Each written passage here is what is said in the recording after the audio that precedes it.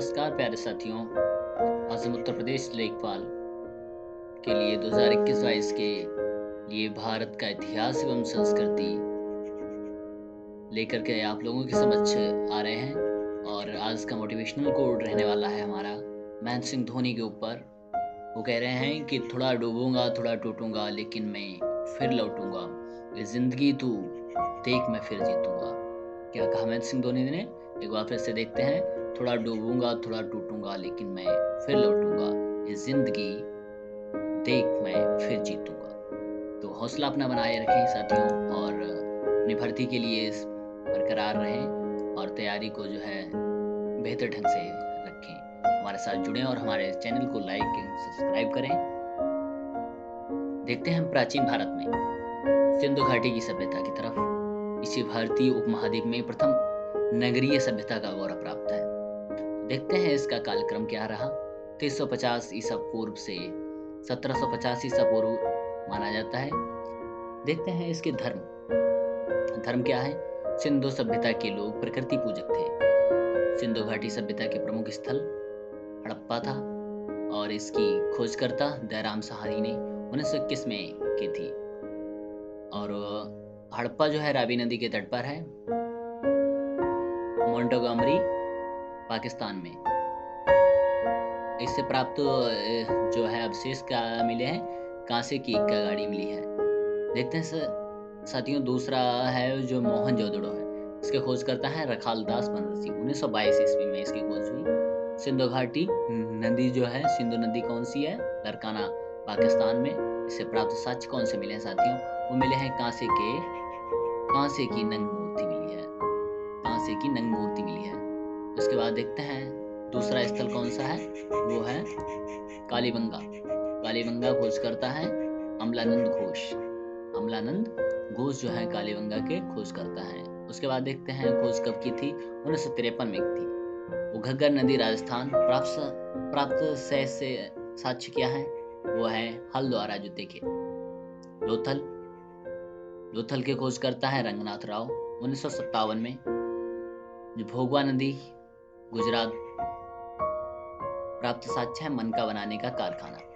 साथियों इसके बाद देखते हैं हम वेद। वेद क्या है और वेद कितने प्रकार के हैं? वेद जो है 4 प्रकार के हैं: ऋग्वेद, सामवेद, यजुर्वेद, अथर्ववेद। उसमें देखते हैं ऋग्वेद सबसे प्राचीन वेद है। इसमें 10 मंडल है और 1028 सूत्र है। गायत्री मंत्र का उल्लेख इसी वेद में हुआ है साथियों। इसके बाद देखते हैं हम सामवेद। सामवेद संगीत का वेद कहा जाता है।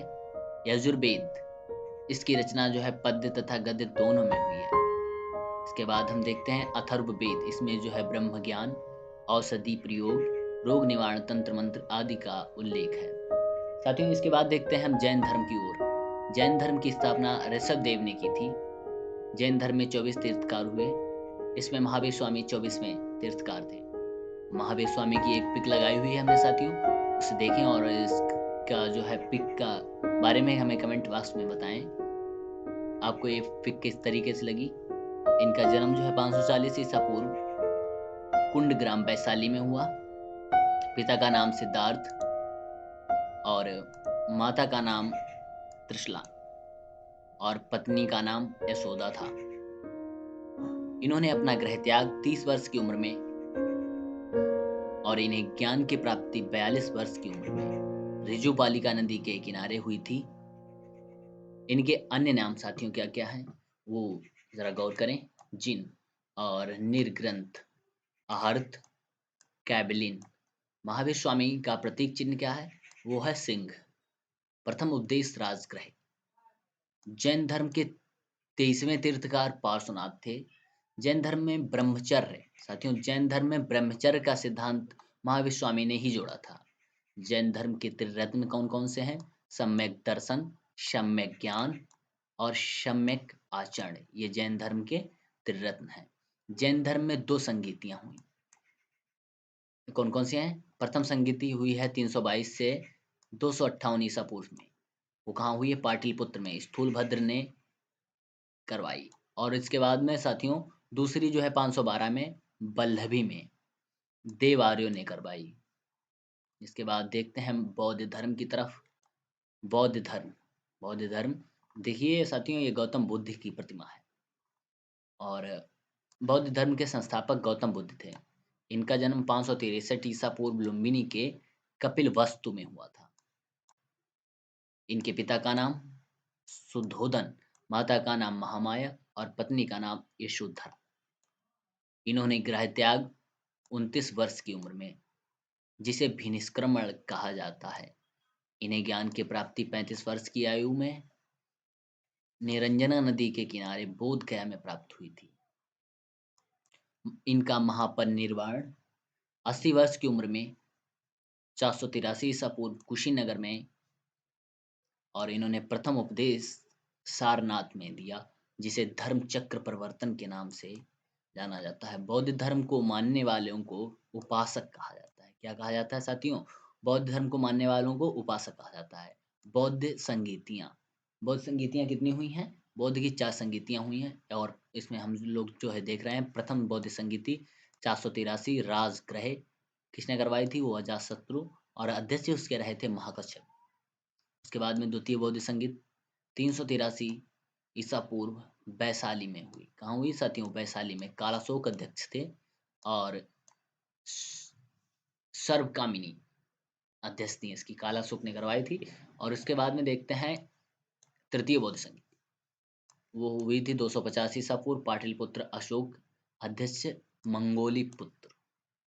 उसके बाद में देखते हैं चतुर्थ बौद्ध संगीति, प्रथम सदी ईसा पूर्व हुई थी कुंडलबन कश्मीर कनिष्क के द्वारा, और अध्यक्ष उस समय थे बासुमित।